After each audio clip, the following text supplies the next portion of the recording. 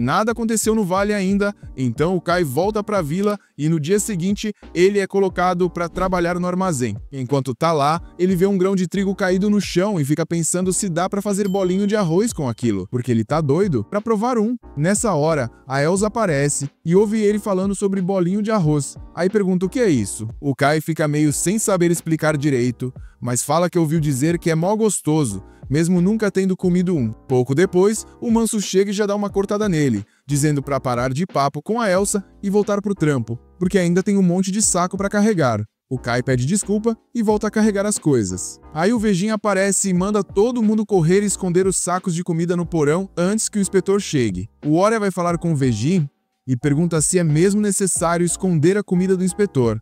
Mas o Vegin responde que os estoques da vila estão baixos e se não esconderem nada, o cara vai levar tudo e o povo vai acabar passando fome. O Oria parece não ligar muito. Fala que passar um pouco de fome nunca matou ninguém, mas o Vegin se importa de verdade e não vai deixar ninguém morrer de fome na vez dele. O Kai e os outros não sabem todos os detalhes, mas ouviram que vai chegar um inspetor das planícies centrais e que precisam esconder comida para ele não levar tudo. Dizem também que o inspetor é um portador de guardião, mais forte até que o Vegin, mas que usa o poder dele para coisas nada nobres, ao contrário do Vegin. Algumas horas depois, o tal inspetor chega e abre os portões para ele. O Vegin vai lá recepcionar o cara. A primeira coisa que o inspetor faz é reclamar do tanto de semi-humanos na região, dizendo que foi atacado por uns macacos no caminho. Segundo ele, eram os 10, mas ele deu conta sozinho. A Josie até se impressiona, porque precisa ser forte para isso, mas muda de ideia rapidinho quando vê o cara pessoalmente. O tal do Gandalf parece um sapo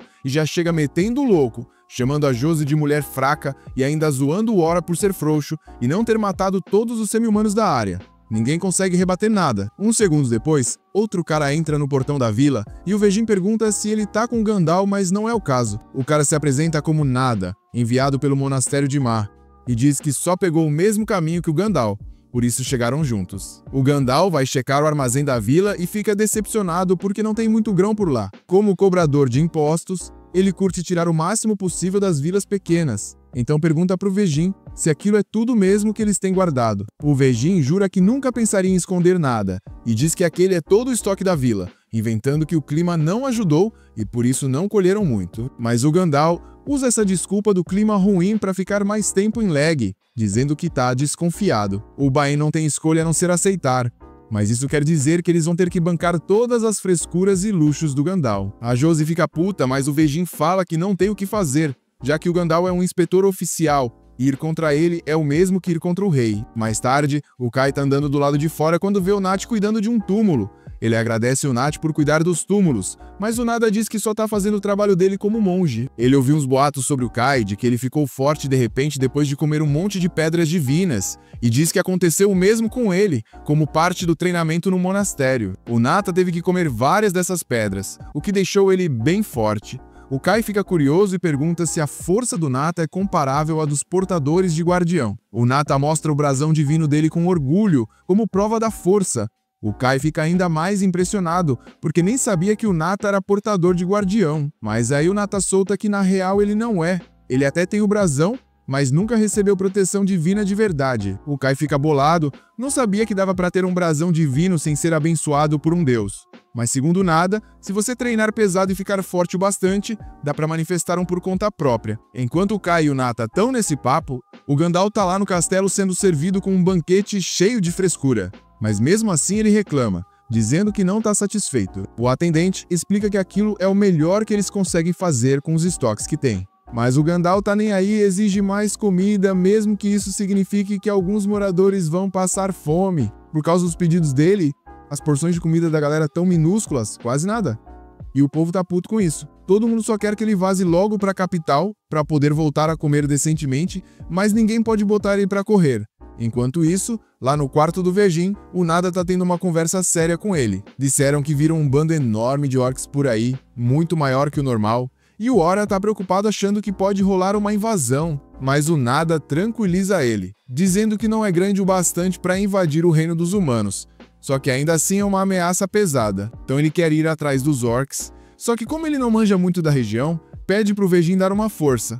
O Vegin entende e diz que vai arrumar uma galera para acompanhar o Nada nessa caçada. Mais tarde, o Kai volta lá pro vale e dá uma notícia ruim para Aloy. Ele foi escolhido para participar do grupo que vai ajudar o Nada a rastrear esses orcs que estão soltos pela área. Então ele não vai conseguir voltar para ver ela até a missão acabar. A Aloy entende, mas fica bolada achando que o Kai talvez nunca mais volte pro vale. Só que ele garante que vai voltar custe o que custar. Afinal, ele é o portador do Guardião do Vale, então tem o dever de proteger aquele lugar.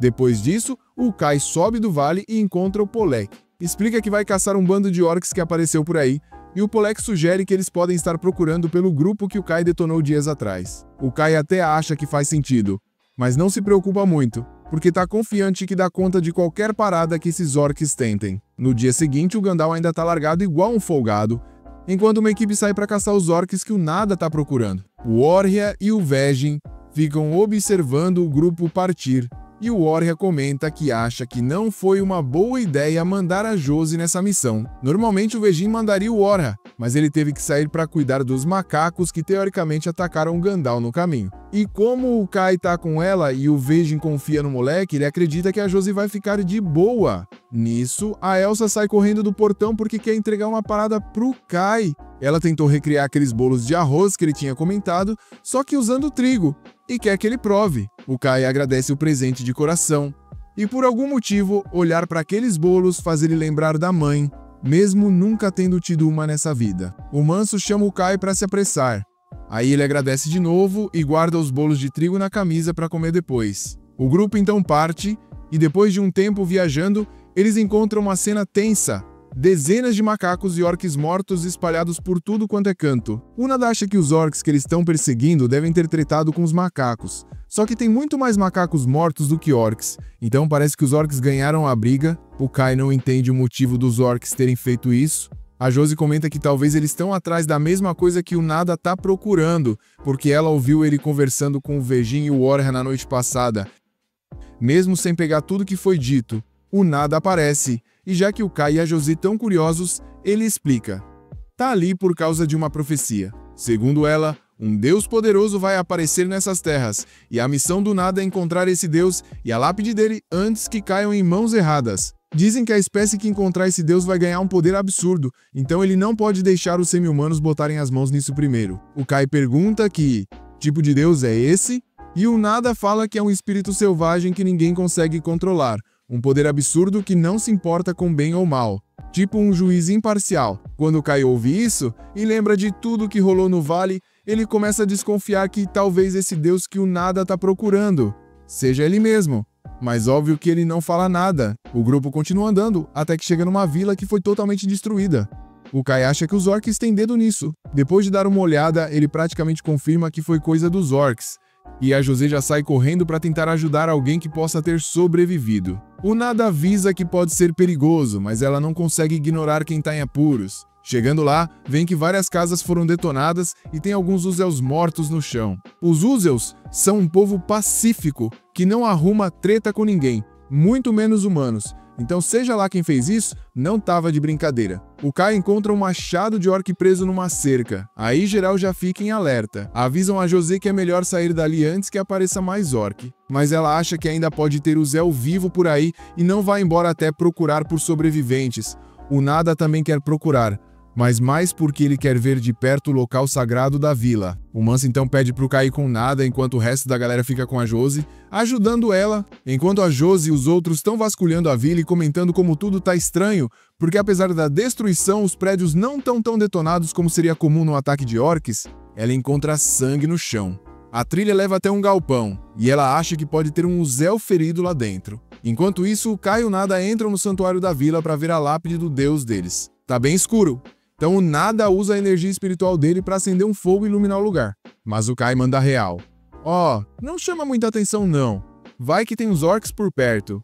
O Nada fica bolado com quanto o Kai tá de boa, porque a maioria das pessoas surtaria vendo alguém fazer fogo do nada. Ele até pensa se o Kai já viu essa técnica antes, mas o Kai não pode sair falando que também sabe usar fogo, né? Então só manda ouvir essa parada numa história aí, mesmo que o Nada fique com o pé atrás.